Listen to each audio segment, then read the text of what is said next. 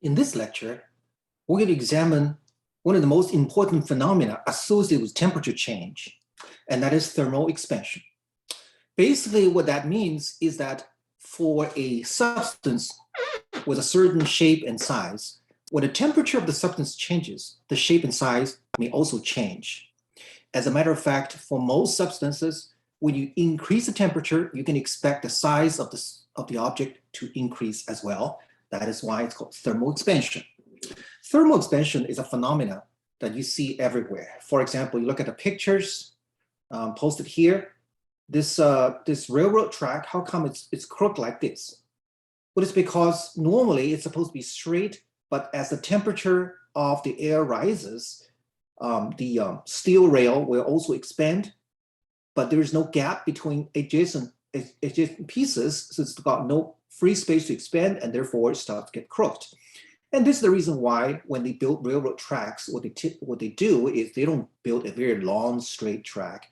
Rather, they break it into pieces with gaps between adjacent pieces, and that gap allows the steel rail to expand during the summertime without having to look like this, okay? Because that's not safe for a train to pass on.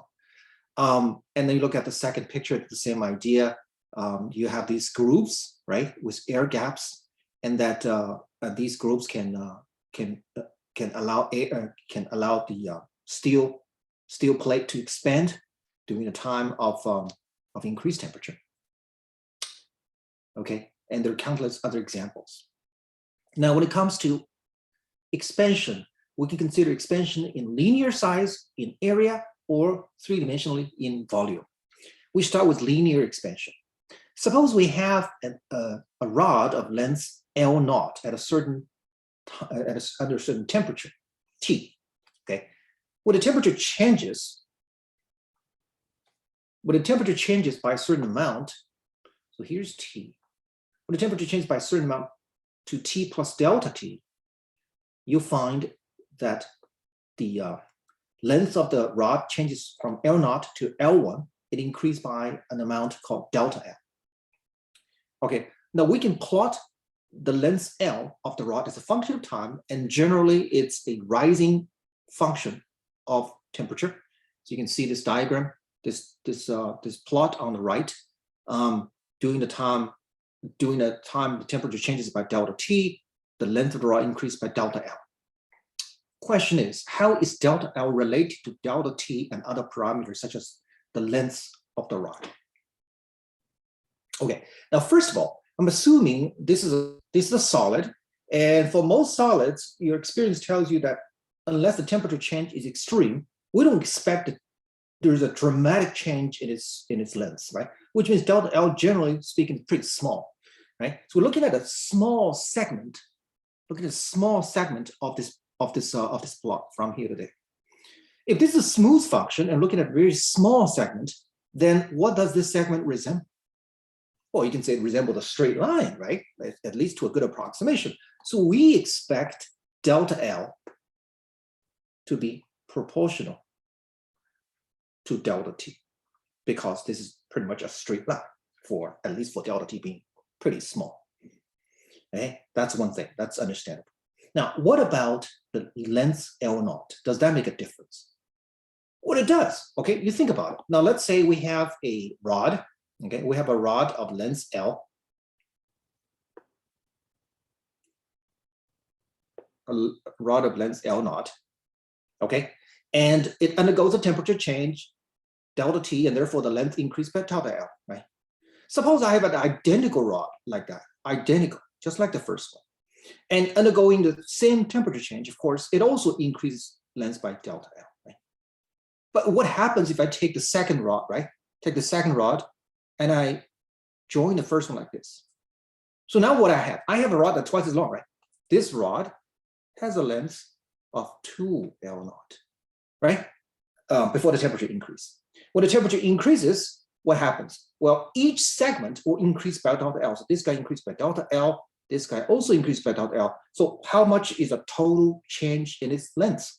Isn't that delta L plus delta L, which is 2 delta L, right? So that means as I increase the length of the rod, L naught, by a factor of 2, I've also increased delta L by a factor of 2 under the same temperature change. That means delta L is also proportional to what? To L naught, okay, to L naught. Or I can simply call it L, the original length L. That also makes sense. Now, I have L, I have delta T. Are these the only factors that will determine delta L? Well, obviously, the answer is no, because it also depends on something very important. That is, what kind of rod is it? Is it made of steel, made of rubber, made of concrete? It all differs, right? Different materials will expand by different amount, even under the same temperature change. And therefore, there has to be a parameter which depends on the material of the rod, and that parameter together with L and delta T will determine the amount of delta L. And that parameter, I'm going to put it in front of L and delta T. I'll put a parameter here. This is necessary for two reasons. One is obviously delta L depends on the material, and that parameter is the one that depends on the material. And secondly, this parameter is also there to fix the units, to balance the units. Right now, the left-hand side of this is delta L length. The right-hand side is length times temperature, so that obviously doesn't work. Right? They don't have the same units, they cannot be equal to each other. So to change this, if I want to change this proportional sign to an equal sign, right? Then I want to write something like delta L equals to what? L delta T. I must have a parameter here. This parameter, I'm going to write it as alpha. Okay, this alpha, again, depends on the material makeup, and it has a unit which helps balance the units of both sides. And since the right-hand side has an extra length in, actually has an extra delta T temperature change, you can expect alpha to have a unit of 1 over temperature, right? 1 over temperature. So this is the formula that tells us how much the substance expands linearly when the temperature changes. Okay, and alpha has a name. Alpha is called coefficient of thermal expansion.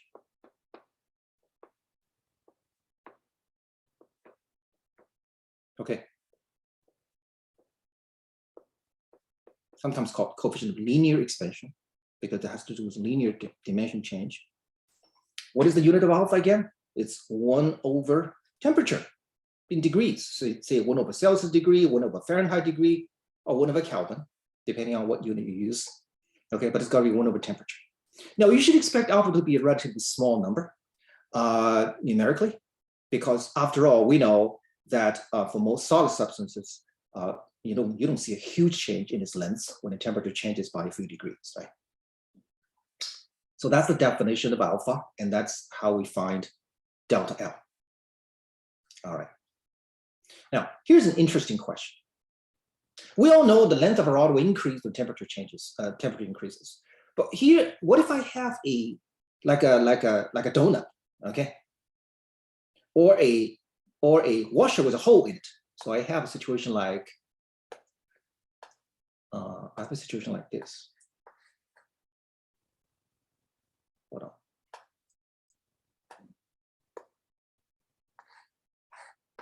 Okay, so this part is solid. Right? This part is solid, but there's a hole in the middle. See that the hole with radius 8? Okay, think of this donut as a washer. What happens when you heat up that washer? We know the outer diameter will increase. B will increase. We also know that the thickness T of the donut or the washer will also increase. Question is, what happens to the hole? What happens to the size of the hole? Does the hole get bigger or smaller? That's the question. Okay, some people say, oh, the hole also gets bigger. But then they say, maybe not, because I know that the thickness will have to increase, right? The donut, the washer will get thicker. Doesn't that crowd the area to make the hole small? Right? Well, that's debatable, isn't it? Well, let's see here. The idea, to understand this problem correctly, the idea is that for the linear size, to go back to here, the linear size, okay, the distance between any 2 points, say this point here, and this point here. Originally is L naught, now it's increased by a factor, so that it becomes L naught plus delta L. That is the linear distance between any 2 points, okay? It increases by the same proportion. How much is the proportion? It's delta L over L, which is alpha times delta T, whatever that is. It's a fixed proportion, okay? It could be 1%, it could be 0.5% or whatever. This is very much like taking a photo, right? And blow it up, basically increase its dimension. So, instead of 4x6 photo, you go for 5x7 and so on. When you blow up a photo, isn't it true that everything, all the linear dimensions increase by the same proportion, right? If you take a photo of this donut, right? You take a photo of this donut, isn't it true the size of the hole in that donut also increases, right? So with this idea, you should expect the size of the hole to also increase, not decrease. And there are experiments we can do to make that happen. For example, if you got a rod that's stuck inside a washer, it's hard to pull out. What you can do is you can heat up the washer, and then the hole will get bigger, and you can pull it out. But mathematically, we can also make sure that is the case. You can see here, I have, I said this is between any 2 points. At this point and this point will increase. Okay, how much does it increase? Well, increase by a factor of alpha delta T. So A becomes what? Okay, so A becomes what?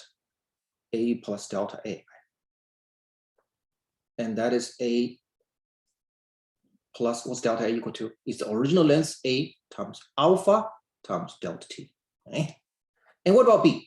B also increases. How much does B increase? By the same proportion. It's B plus delta B now. Okay? Delta B. What is delta B? Delta B is B plus, actually, what delta B is B alpha delta T.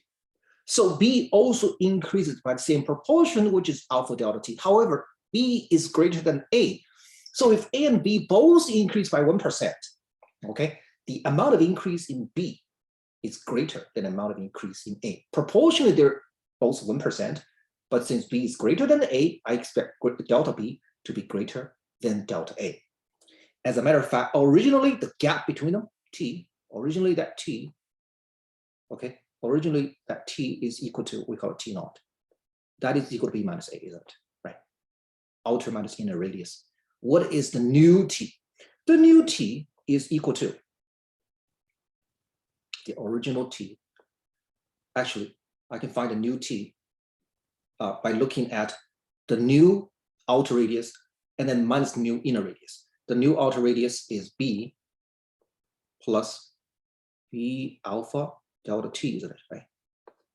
And then the new inner radius is A plus A alpha delta T. And then when you work that out, that is B minus A, and then plus what? B alpha delta T minus A alpha delta T. That is B minus A. Take that out. Alpha delta T. Now B minus A is the original T. Right? So this is T naught plus what? T naught times alpha delta T. Wow. So you see, the new T is indeed greater than the original T. The original T is T naught. The new T is the original T plus an extra factor. And this is the extra factor right here. Indeed, the thickness T also increased by the same proportion. What is the proportion? The proportion is delta T over T naught. This is delta T. So delta T over T naught is what? Alpha delta T, just like everybody else. Okay, again, the distance between any 2 points under thermal expansion increases by the same proportion of alpha delta T, which means the thickness does increase, okay, but the hole also increased by the same amount. They both increase by a factor of alpha delta T proportionally. Okay. All right, now let's look at expansion in area and volume. Suppose the thing expands in all 3 dimensions with the same proportion. Okay, I mean, some materials may expand greater in 1 dimension than the other. That's not what we're talking about here. Okay, if they expand evenly in all dimensions, then you look at the area of a rectangle made of certain materials. When you heat it up, when you heat up the rectangle, both the length and the width will increase. Okay? And therefore, you expect the area to expand faster proportionally than the length. Because if the length increased by 1%, the width also increased by 1% at the same time. Therefore, overall area should increase even faster. Okay, how does that work? Well, let's see here. Let's do some math here. Okay, I have the original area, which is equal to L times W, right? So originally, I have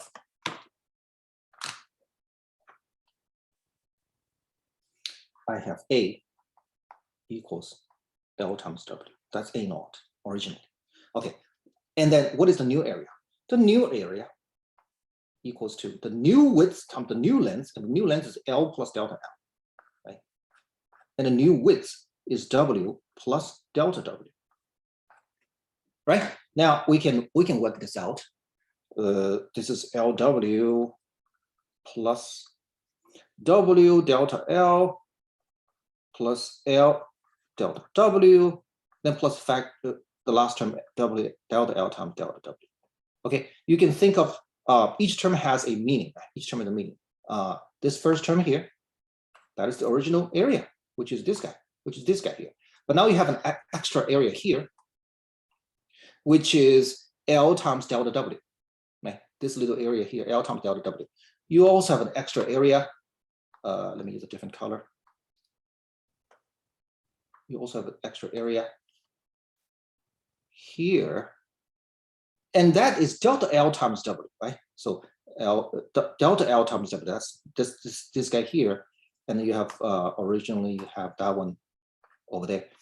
What about the last term, delta L times delta W?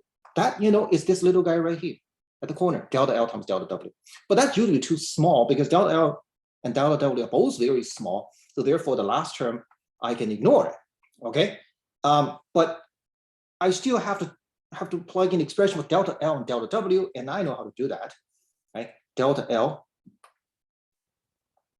okay? So L times W, that's just A naught, right? And W times delta L. Delta L is alpha L naught delta T, isn't it? Right? Well, actually, I didn't use L naught, just call it L, okay? And then L times delta W is W alpha and then delta T, right? So you see here in both the last two terms, I have W, L, and W, L, and that's just the area, isn't it?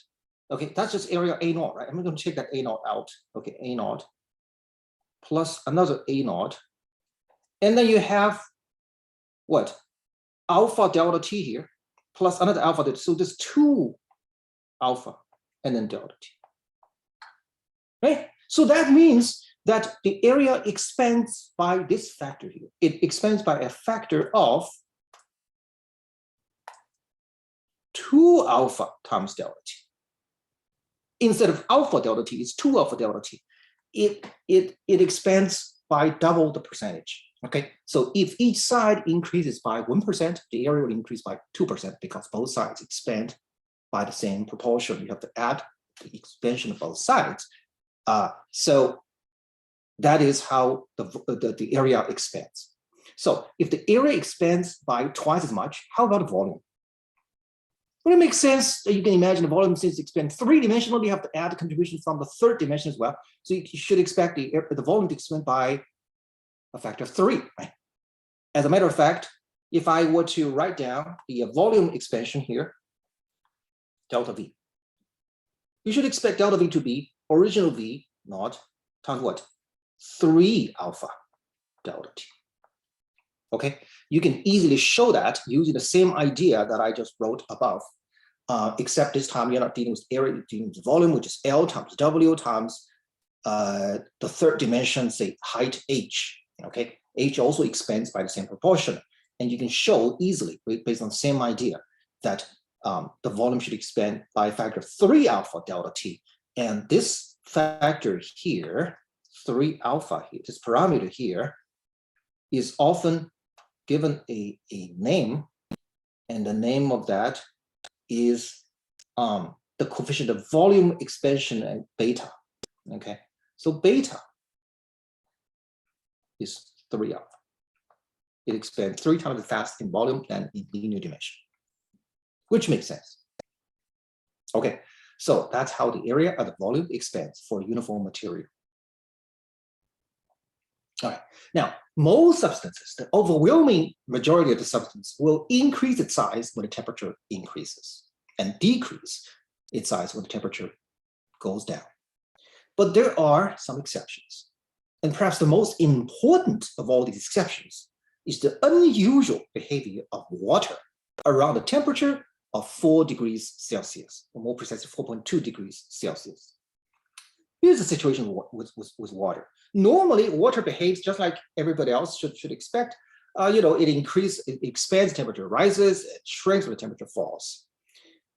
However, around 4.2 degrees, right? Look at this diagram here. Around 4.2 degrees, this temperature. The volume actually shrinks when you heat it up and expands when you cool it down. It behaves differently. Right? As a matter of, because of that, the volume is smallest around that temperature. Okay, the volume is smallest around it. Look at that, the volume is smallest around that temperature, about 4 degrees.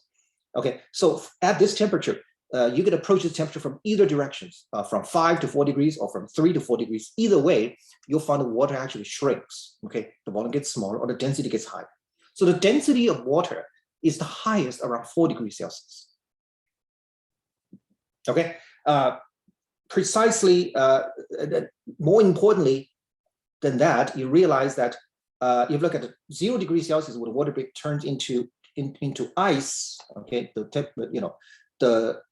the volume of the water around 0 degrees Celsius is less than the same amount of water at 4 degrees. It's more than the water volume at the same amount at 4 degrees Celsius. It's here instead of there. So the water expands when you cool it down from 4 degrees to 0 degrees. At 0 degrees, water turns into ice.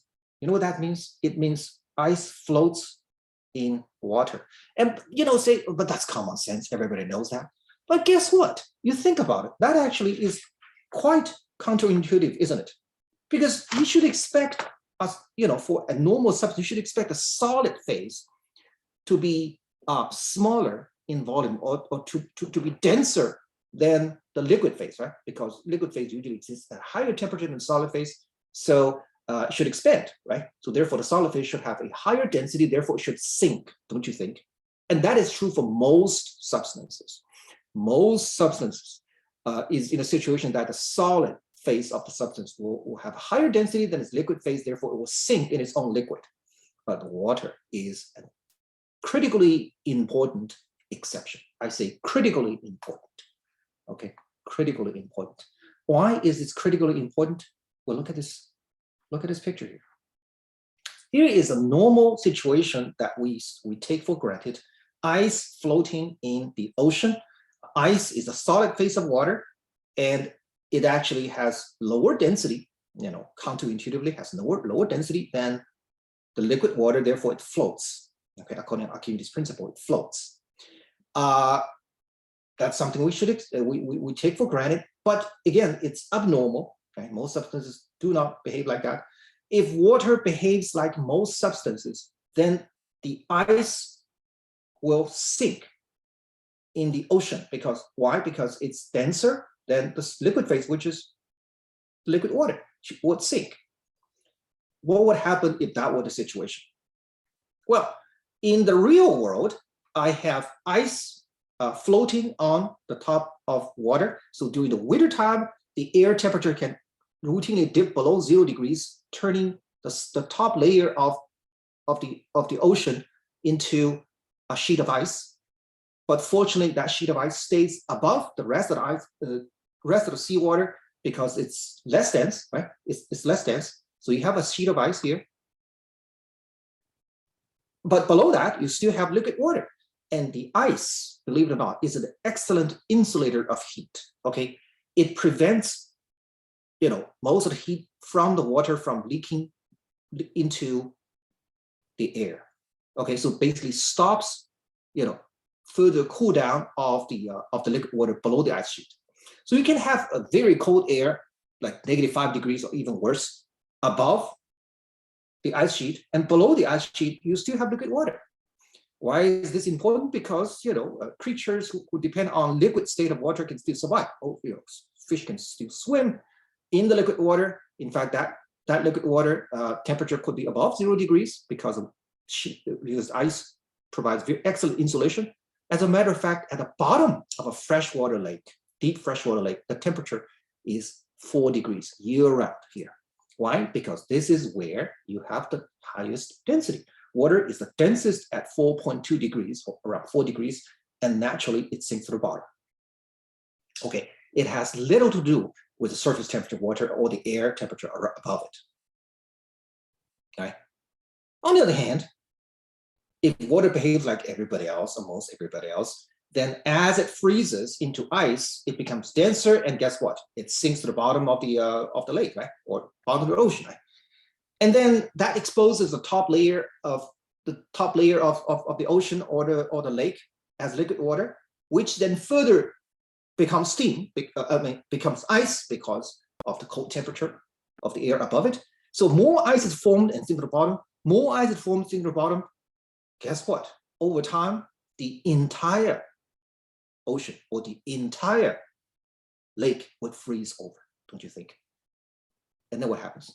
Everybody who lives inside dies, right? You cannot expect, a fish to be locked inside solid ice. So without this extraordinary behavior of water, there will be no life in the ocean. At least no fish in the ocean. And then, our life on this planet is water-based. It's not going to happen anymore. So we owe our existence to this very unique and strange behavior of water. Okay, so things we take for granted actually may not be that usual, may not be that routine, but they play an important role, critical role in this case, in our very existence. Okay. Now, here's an interesting application of a device that we made for, as a circuit breaker in this case, to conduct or disrupt the current flow based on thermal expansion. Okay, so we take advantage of thermal expansion. So we have two types of metal, using two types of metal because they have different alpha values, different coefficient of expansion, right? They have the same length at a certain temperature, brass and steel. We glue them together. Now, when we heat it, okay, brass has a greater value of alpha than steel, so it expands more. Okay, so it expands more, but they're glued to the steel, so you cannot just extend. You cannot stick out at both ends separately. The ends are tied together. So as a result, as the brass expands more, it's going to be curved like this. It's curved like this.